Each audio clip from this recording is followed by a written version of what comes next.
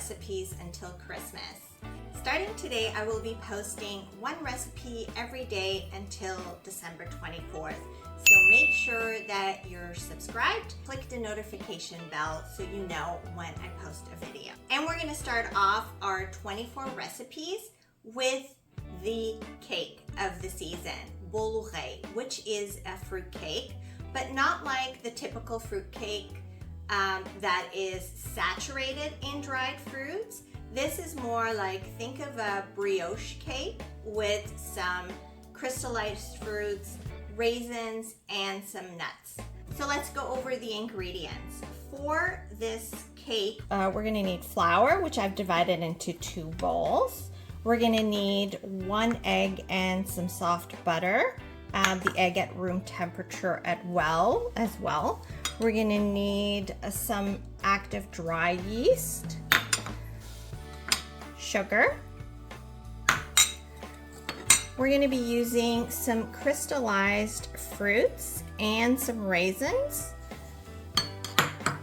For the nuts, we're going to use some walnuts, some pine nuts, and some almonds that are cut into slivers. To decorate our cake with, we're using crystallized fruit and some whole walnuts, pine nuts, and almonds that have been sliced up. We're also gonna need milk and the zest of a lemon and an orange. We're also gonna use port wine to soak our crystallized fruits and raisins in. And I just wanted to show you what a beautiful gift this would be. I got this at the LCBO in Toronto, and it comes in this beautiful box, and the bottle is inside. It's a great port wine to give as a gift, and it's under $20. People always ask me like what port wine to gift as a gift, and Dona Antonia is a great choice. Just gonna show you a bit closer. So this is the port wine, and it comes in this really nice gift box like so. Enough chit chat, let's get going. Bora cozinhar. We're gonna start off by making a sponge. What that means is like we're activating the yeast. I went ahead and warmed up the milk. You wanna make sure that the milk is not above 115, preferably 110. And I've taken some of the total amount of flour and we're gonna add it to a bowl. We're gonna add in our yeast, our active dry yeast, and we're going to pour in our milk. And now you just wanna stir it until it comes together. I'm just using a spatula. It should come into a ball. Use your hands just to make it come together. So now we're gonna cover it, and we're gonna keep it in a warm place for about an hour. And I like to do that in the microwave, where I've heated up 1 cup of water, and I'm keeping the water in the microwave, and I'm gonna put in our levain or our sponge, and that way it's gonna supply some moisture for the levain or the sponge, and we're gonna let it rest for about an hour to start the fermentation process. While we wait for our sponge, we're gonna soak our crystallized fruits and our raisins in some port wine. For now, I'm gonna start with a 1/4 cup of port wine and just pour it over our crystallized fruits and our raisins, and we're going to stir it. This will help rehydrate the raisins, make them nice and plump, and soak up all the port wine into the crystallized fruit as well. So we're gonna let that sit for about an hour, the time that it takes our sponge to ferment. So it's been an hour, our sponge has been fermenting, and now it's time to make our dough. So this is gonna go a lot faster if you have a stand mixer with a hook attachment if you don't, then you will have to use your hands. I would not recommend using a handheld mixer because the dough is quite heavy and it's going to ruin the hand mixer, but you can also just use your hands. I'm gonna use the stand mixer today. So in it, we're gonna put in our flour, our sponge,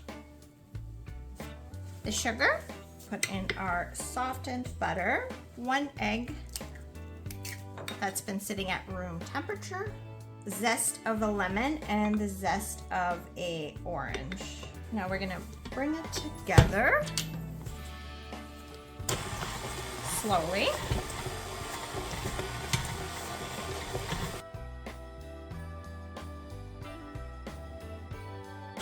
I know that it looks like just a big pile of crumble, but it is gonna start coming together in a ball.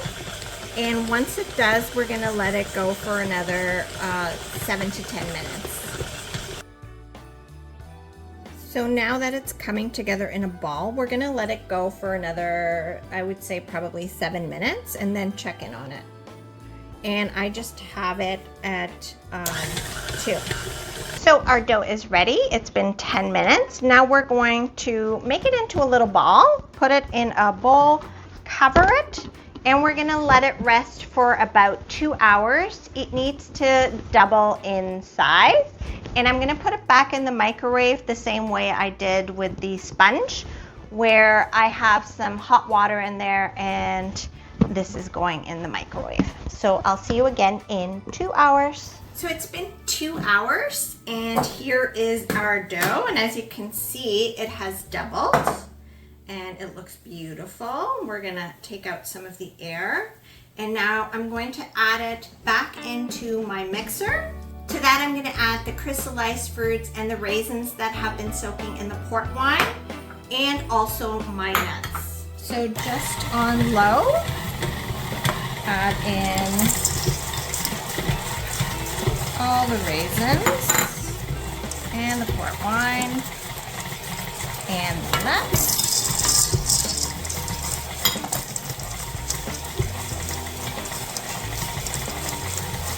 And you want to let that go until it's all incorporated. I know it looks like it's not going to come together, but just be patient.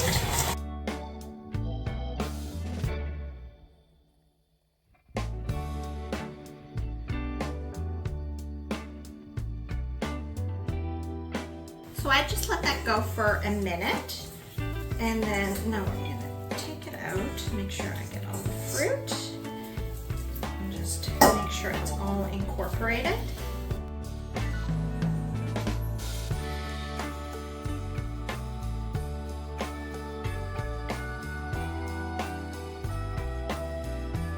So now we're gonna let it rest for 20 minutes to half an hour, and then we're gonna form the cake. And I'm just gonna cover it and let it rest on the countertop. So our king's cake, Bolo Rei, has been resting for 20 minutes, and it's now time to mold it into a cake. And then we're gonna let it rest again for another 1.5 to 2 hours, just until it doubles in size. So I have a cookie sheet here, and I'm going to place the cake, the ball of Bolo Rei in the middle. So now what we want to do is we're going to make a hole in the middle, and we're going to mold it.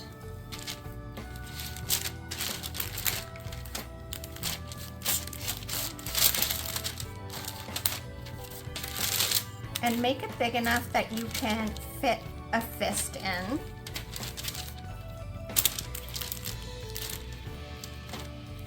So you want to make it big enough, because then once it cooks, and also once it rests for another 2 hours, it's going to grow, and you don't want the hole to close.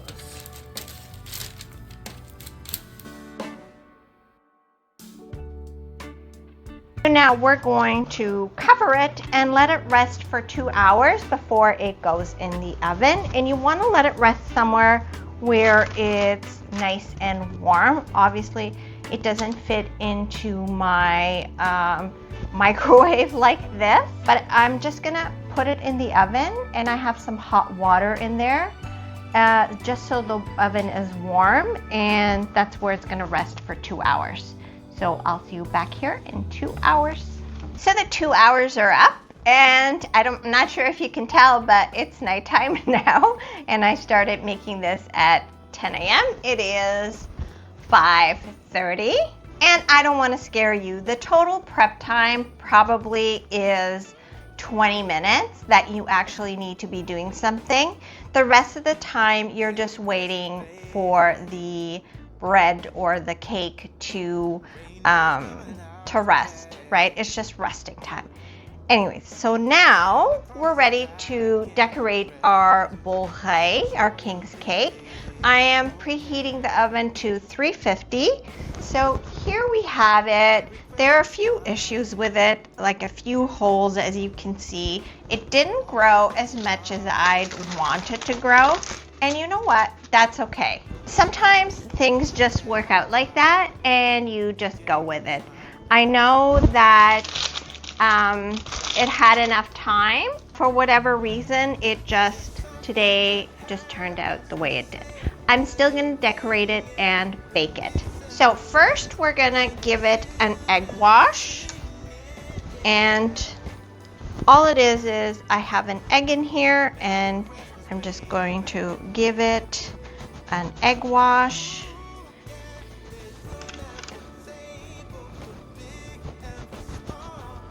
And that's gonna give it a nice shine when it comes out of the oven. Okay, so now we have our plate with our crystallized fruit, our almonds, and our whole walnuts, and we're going to decorate our cake. I also have some icing sugar that we're also going to decorate the cake with. Now wish upon a falling star, so all your secret dreams can come true. There's something that happens when sleigh bells are ringing, when December is, when the children are singing, yeah. So once the oven is hot, it goes into the oven for 20-25 minutes. We're gonna check to see if it's done. So after 25 minutes, our Bolo Rei is out of the oven. I covered it with foil in the last 5 minutes of cooking because it was browning too much on the outside, but it came out perfectly. We're gonna let it cool. Look how perfect it came out. Like I said, the outside was starting to brown too much, and I prefer my Bolo Rei not overly cooked, but it is soft and it looks beautiful. To check if the Bolo Rei was done cooking, it should have an internal temperature of 200, which it did, but you can also use the toothpick, a method of just testing. Now we're gonna let it cool down for a little bit before we cut into it. And this is not like bread where you have to wait for it to completely cool down. It's totally acceptable and okay to have it while it's still warm out of the oven. And I wish you could smell it because the smell is just incredible.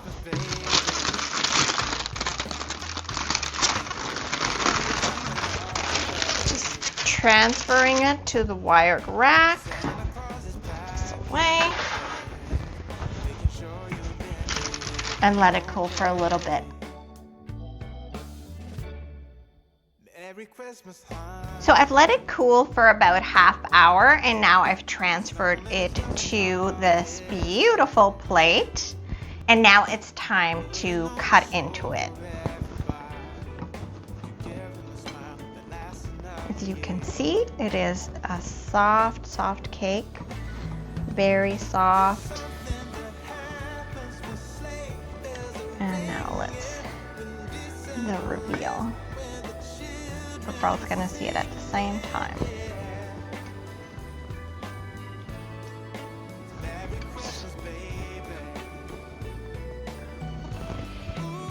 Let's look at it. So it's nicely laminated. It is so soft. It is still hot. See how nicely laminated it is? And that is what you're looking for. And now for the most difficult part of this all. Trust me, it was the most difficult part. This is the most difficult part. Let's taste.